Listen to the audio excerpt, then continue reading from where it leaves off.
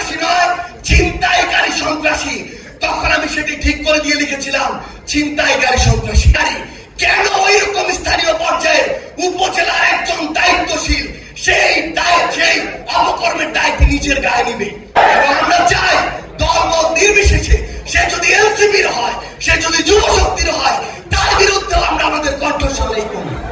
অভ্যুত্থানের পূর্ববর্তী ফ্যাসিবাদ বিরোধী লড়াই এবং অভ্যুত্থানের সময় এবং অভ্যুত্থান পরবর্তী সময়ে আমাদের আপসহীন নেতা, আমাদের মুখ্য সমন্বয়ক জনাব নাসিরউদ্দিন পাটোয়ারি বক্তব্য দেওয়ার পর আমি ভাবছিলাম আমি আসলে যাবো কিনা মঞ্চে, কারণ আমাদের প্রত্যেকের মনের কথা আবারও আপসহীন ভাবে তার মুখ দিয়ে বের হয়ে এসেছে। আমরা শুধু আপনাদের শক্তিটা বলতে চাই।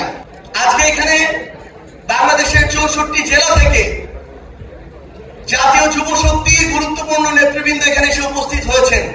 আপনাদের এমন একজন নেতৃত্ব, আপনাদের এমন সংগঠনের নেতৃত্ব, যে সংগঠনের আহ্বায়ক ঢাকা বিশ্ববিদ্যালয়ের আইন বিভাগ থেকে পড়াশোনা করেছেন, আপনাদের সদস্য সচিব মেডিকেল থেকে পড়াশোনা করেছেন, আপনাদের মুখ্য সংগঠক বুয়েট থেকে পড়াশোনা করেছেন।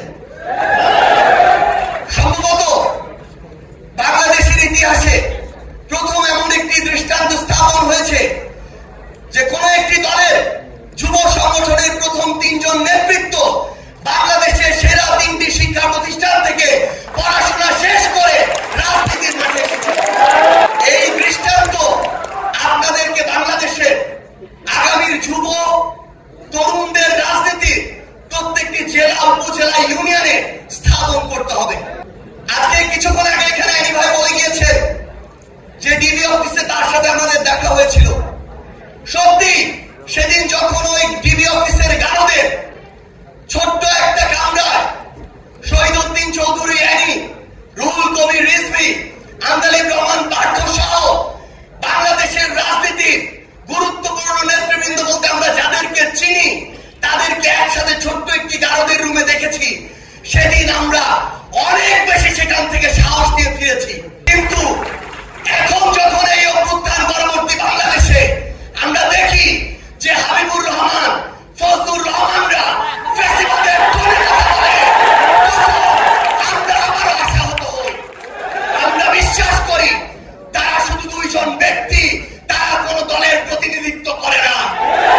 এবং আমরা বিশ্বাস করতে চাই তাদের এই টোনের বিরুদ্ধে ব্যবস্থা নিয়ে জাতীয়তাবাদের শক্তি বিএনপি দেখিয়ে দিবে তারা কোনো ফ্যাসিবাদের টোনকে আর জায়গা দিবে না।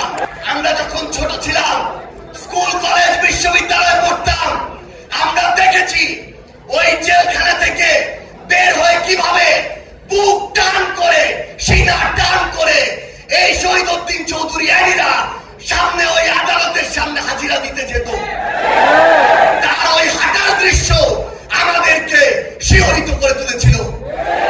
কিন্তু আমরা যখন দেখি আমরা একটা অন্যায়ের প্রতিবাদ করলে, আমরা সত্যি কথাটা তুলে ধরলে, আমরা যখন যৌক্তিকভাবে সমালোচনা করি, তখন আমাদের বিরুদ্ধে 10 কোটি টাকার মানহানির মামলা দেওয়া হয়।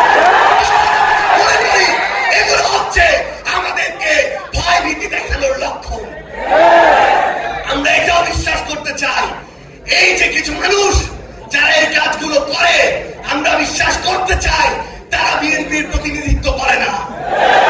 আমরা বিশ্বাস করতে চাই তারা অতি উৎসাহী হয়ে ফুটেজ খাওয়ার আশায় এই কাজগুলো করছে। কিন্তু আমরা তখনই সেটা বিশ্বাস করতে পারবো যখন দেখবো এসব লোকদের বিরুদ্ধে ওই সেন্ট্রাল কমান্ড থেকে উপযুক্ত ব্যবস্থা নেওয়া হয়েছে। সেদিন আমি একটি লেখা লিখেছিলাম।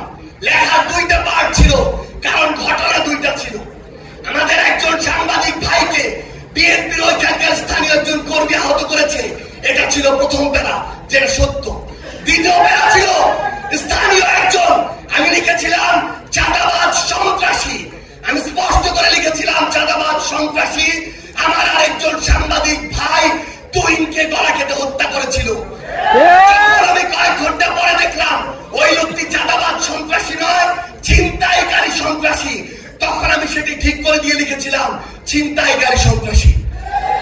কিন্তু আজকে আমি দেখছি যে এই যে ট্যাগগুলো কিংবা এই যে মানুষগুলো যে অপকর্ম করেছিল, ওই চাঁদাবাজ, ওই সন্ত্রাসী, ওই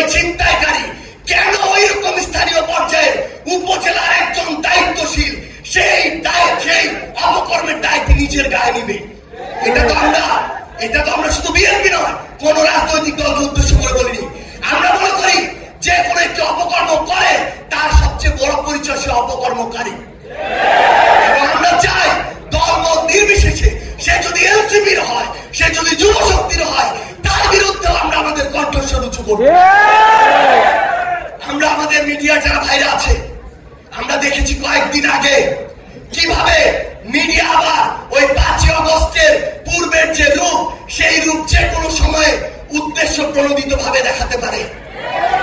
যেই লোক বাংলাদেশে তো নয়, বাংলাদেশ থেকে প্রায় 13,000 কিলোমিটার দূরে ওই ওয়াশিংটন ডিসিতে বসে থাকে, এই মিডিয়া সেই লোকের সাথে আমাদের মিটিং করিয়েছে। এই মিডিয়া আমাদের সাথে সেই লোকের একসাথে নাস্তা করিয়েছে। এই মিডিয়া আমাদের সাথে সেই লোকের একসাথে বৈঠক করিয়েছে। আমরা দেখি 3 বার ব্রেকিং ব্রেকিং ব্রেকিং দিয়ে ওই চ্যানেল 1, এই চ্যানেল 1 থেকে প্রথম এই প্রোপাগান্ডা পুরা বাংলাদেশকে, পুরা পৃথিবীকে গেলানো হয়েছে। আমরা এখন ওই চ্যানেলের নাম দেখে শান্ত থাকবো না। আমরা দেখবো ওই চ্যানেলের মালিককে। আমরা দেখেছি ওই চ্যানেল 1-এর মালিক হচ্ছে গিয়াসউদ্দিন আল মামুন।